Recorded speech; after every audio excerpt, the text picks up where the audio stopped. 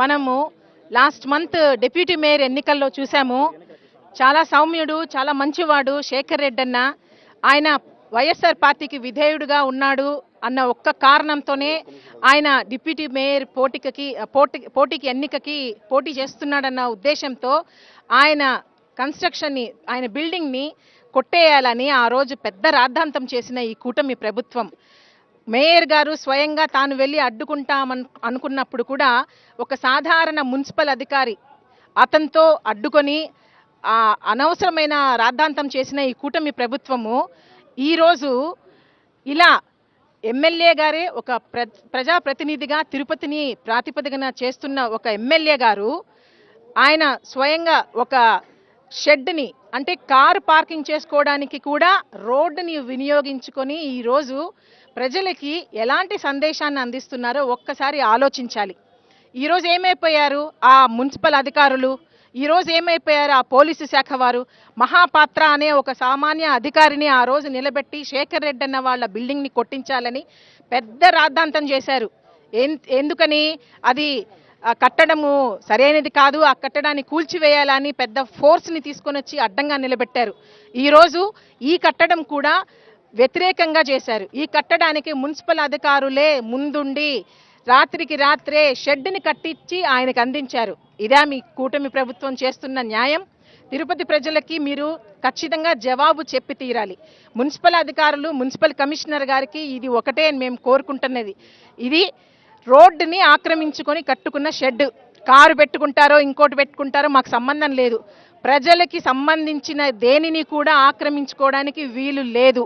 దీనిపైన వెంటనే మీరు యాక్షన్ తీసుకోవాలి. ఆ షెడ్ని వెంటనే తొలగించి ప్రజలకి న్యాయం కల్పించాలి. కూటమి ప్రభుత్వానికి ముఖ్యంగా జేఎంసీ గారు ఎమ్మెల్యే ఎక్కడ చిత్తూరు నుంచి వచ్చి తిరుపతికి వచ్చి మీరు ఇంకా 9 నెలలు గడవలేదు, ప్రజలకు న్యాయం చేయాల్సిన ఒక ఎమ్మెల్యే గారు, మేము 35 సంవత్సరాల నుంచి ఉన్నామండి, మధ్యతరగతి వాళ్ళము, చిన్న కారు, బుల్లి కారు పెట్టుకోవడానికి మాకు చోట్లేదు, రేపొద్దున్న నేను కూడా షెడ్ వేసుకుంటా, ఏమంటే అధికారులు వస్తారు నన్ను లాగి లోపల వేస్తారు. మిమ్మల్ని, మీరు చేసిన పనులు మిమ్మల్ని చూసే మేము కూడా తయారవుతాము. రేపటి నుంచి మా ఇళ్ళ కాడ కూడా మేము షెడ్లు వేస్తాం. ఒకే వీధిలో 35 సంవత్సరాల నుంచి ఉన్నాం. మరి మా కారుకి షెడ్ ఎక్కడ? ఇప్పుడు మిమ్మల్ని నేను ప్రశ్నిస్తున్నాను. నేను ప్రజలు కాబట్టి మిమ్మల్ని ప్రశ్నించే అధికారం మాకుంది.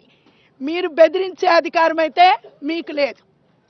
కూటమి ఆగడాలు పెచ్చుమీరుతున్నాయి. తిరుపతి ఎమ్మెల్యే అరణ్య శ్రీనివాసులు చిత్తూరు నుంచి వచ్చి ఇక్కడ పోటీ చేసి దొంగ ఓట్లతో గెలిచి ఈరోజు ఎమ్మెల్యేగా అయిన తర్వాత ఈరోజు ఆయన కారు పార్కింగ్ కోసం ప్రభుత్వ స్థలాన్ని ప్రభుత్వ అధికారులు, మున్సిపల్ అధికారులు వాళ్ళే దగ్గరుండి ఆయన కారు పార్కింగ్ షెడ్ వేయించడం చాలా దారుణం. వెంటనే తొలగించాలి.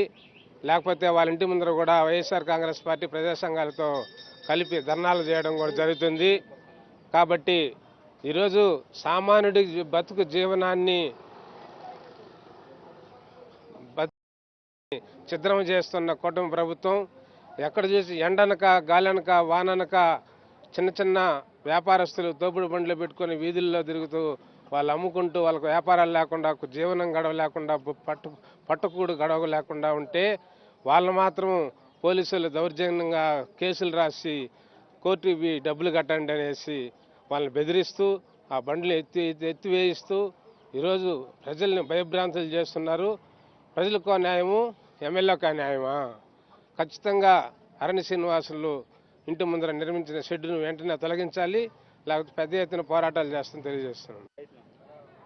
ఈరోజు కూటమి ప్రభుత్వం అధికారంలోకి వచ్చినప్పటి నుంచి తిరుపతిలో ఒక్క కొబ్బరికాయ కొట్టి, ఒక శిలాఫలకం వేసి, ఒక అభివృద్ధి కార్యక్రమం ప్రారంభించకపోయినప్పటికీ ప్రజలు ఏమాత్రం కూడా బాధపడలేదు.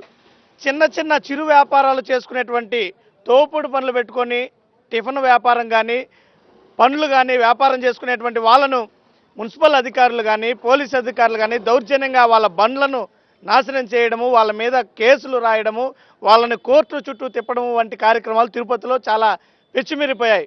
మరి రోడ్లు వేయకుండా, విశాలమైనటువంటి ఫ్రీ లెఫ్ట్లు వేయకుండా, అభివృద్ధి కార్యక్రమాలు చేయకుండా నిమ్మకు నీరెత్తినట్టు ఉంటున్నటువంటి తిరుపతి కూటమి ప్రభుత్వ ఎమ్మెల్యే గారు ఆయన ఇంటి ముందు మాత్రం స్థలాన్ని ఆక్రమణకు గురి చేసి దానికి కూడా మున్సిపల్ అధికారుల సహాయంతో కారు పార్కింగ్ కోసం షెడ్డును వేసుకోవడం, దానికి తొడావారు వాడేటువంటి రోడ్లలో ట్రాఫిక్ కోసం వాడేటువంటి స్టాపర్లను తెచ్చి పెట్టుకోవడము, ఈ రకంగా ప్రజాధనంతో ఈ రకమైనటువంటి మెహర్బానీలకు పోవడం అనేది ఎంతవరకు సమంజసమని మేము ప్రశ్నిస్తున్నాం. అంటే అధికారులు ప్రభుత్వంలో ఉన్నటువంటి ఎమ్మెల్యేకి ఒక రకమైనటువంటి సపర్యలు చేస్తారు, ప్రభుత్వంలో లేని వారిని ఒక రకంగా హింసిస్తారు. మొన్నటికి మొన్న మహాపాత్ర అంట, ఆయన ఎవరో ఏ పాత్రో మాకు అర్థం కావడం లేదు, నగర ప్రథమ పౌరురాలైనటువంటి మేయర్ గారి పట్ల డిప్యూటీ మేయర్ ఎలక్షన్ అప్పుడు సౌమ్యుడు, మృదు స్వభావి, మంచి వ్యక్తి అయినటువంటి ఒక శేఖర్ రెడ్డి గారిని డిప్యూటీ మేయర్ అభ్యర్థిగా మేము నిలబెడితే వెంటనే ఈ పాత్ర బయట వచ్చి ఇది అక్రమ నిర్మాణము సక్రమంగా లేదు అని చెప్పి వెంటనే జేసీబీలతో, ట్రిప్పర్లతో, ట్రాక్టర్లతో హుటాహుటిని వచ్చి వేసేటువంటి కుట్రకు తెరలేపారు. దాన్ని అడ్డుకున్నటువంటి మేయర్ గారిని ఇష్టారీతిన ఏకవచనంతో మాట్లాడుతూ దుర్భాషలాడినటువంటి పరిస్థితి. మరి ఇప్పుడు ఈరోజు ఆ పాత్ర మాత్రం వెళ్ళి ఈ అక్రమ కట్టడాన్ని కూల్చివేసే సాహసం చేయగలుగుతాడా? అదేవిధంగా ఆక్రమణకు గురైనటువంటి ఎమ్మెల్యే గారిని ప్రశ్నిస్తారా అనే రకాలైనటువంటి ప్రశ్నలు తిరుపతి ప్రజల్లో కలుగుతున్నాయి. కాబట్టి అధికారంలో ఉన్న వారికి ఒకలాగా, అధికారంలో లేని వాళ్ళకి ఒక రకంగా అడుగులకు మడుగులు ఎత్తడం అధికారులకు మంచి పద్ధతి కాదు. దయచేసి ఇకనైనా మీరు ప్రజలందరికీ సమాన న్యాయం, చట్టం అందరికీ ఒకే రకంగా పనిచేస్తుందని రుజువు చేయాలని, ఆ పాత్ర బయట వచ్చి ఈ రకమైనటువంటి అక్రమ కట్టడాలని ప్రతి చోట ప్రశ్నించాలని చెప్పి మేము డిమాండ్ చేస్తున్నాం. గత ప్రభుత్వం వైఎస్ఆర్సీపీ ప్రభుత్వంలో మా ప్రభుత్వం ఉన్నప్పుడు తిరుపతి డిప్యూటీ మేయర్గా ఉన్నటువంటి భూమన అవినయ్ రెడ్డి గారు ఈరోజు తిరుపతిలో ఎంతో అభివృద్ధి చేసినారు, కంటికి కనపడతా ఉంది. ఈరోజు విశాలమైన రోడ్లు, ప్రతి ఒక్కరు ఇప్పుడు చూడండి ఇక్కడ కూడా ఎంత బాగా తిరుగుతూ ఉన్నారంటే ఏ యాక్సిడెంట్లు ఏది కాకుండా తిరుగుతూ ఉన్నారు, ఫ్రీ లెఫ్ట్లు వేసినారు, ప్రతి ఒక్కటి అభివృద్ధి పదంలో దూసుకుపోయింది గత ప్రభుత్వంలో.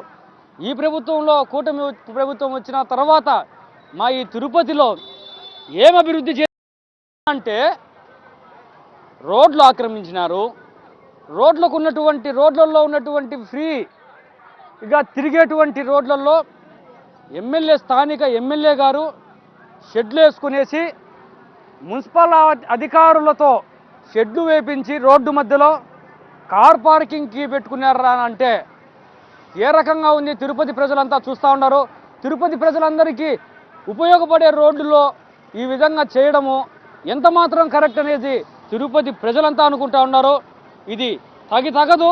అభివృద్ధి చేయండి, విశాలమైన రోడ్లు వేయండి, పార్కులు కట్టండి, తుడా అప్రూవల్ చేసినటువంటి లేఅవుట్లలో పార్కులు వేయండి, అదేవిధంగా మాస్టర్ ప్లాన్లో ఉన్నటువంటి రోడ్లు వేయండి. అంతేగాని ఇట్లా రోడ్లని ఆక్రమించుకుంటా పోతూ ఉంటే స్థానికులకి ఏమి మీరు సందేశం ఇస్తా ఉన్నట్లు, స్థానికుల్ని ఏమి చేయమన్నట్లు, స్థానికులందరినీ కూడా మీరు ఇళ్ల ముందు రోడ్లు ఆక్రమించుకొని పార్కింగులు పెట్టుకోండి అనే నినాదం తీసుకోబోతున్నారా, అనేది ప్రోత్సహిస్తున్నారా అర్థం కావట్లేదు.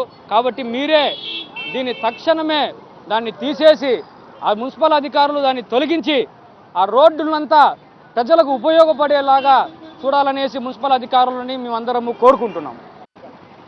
తిరుపతిలో ఈ రోడ్డు పక్కన ఏదన్నా చిన్న బలహీన వర్గాల వాళ్ళు వ్యాపారం పెట్టుకుంటే ఈ మున్సిపల్ అధికారులు ఆకస్మికంగా వచ్చి వాళ్ళకి ఫైన్లు వేసి వాళ్ళ మీద దౌర్జన్యం చేసి వాళ్ళ వ్యాపారాలన్నీ ధ్వంసం చేసే ఈ మున్సిపల్ అధికారులు స్థానిక ఎమ్మెల్యే ఆర్ఎన్ శ్రీనివాసులు గారికి మున్సిపల్ ఖర్చులతో ఏదైతే తిరుపతి ప్రజలు కట్టిన పన్నులతో వచ్చిన డబ్బులతో ఎమ్మెల్యే గారికి తన ఇంటి పక్కన రోడ్డుని ఆక్రమించి కారు షెడ్డు నిర్మాణం చేయించడం మున్సిపల్ అధికారులకి తగునా అని వైఎస్ఆర్ కాంగ్రెస్ పార్టీ నుంచి మేము సూటిగా ప్రశ్నిస్తున్నాం.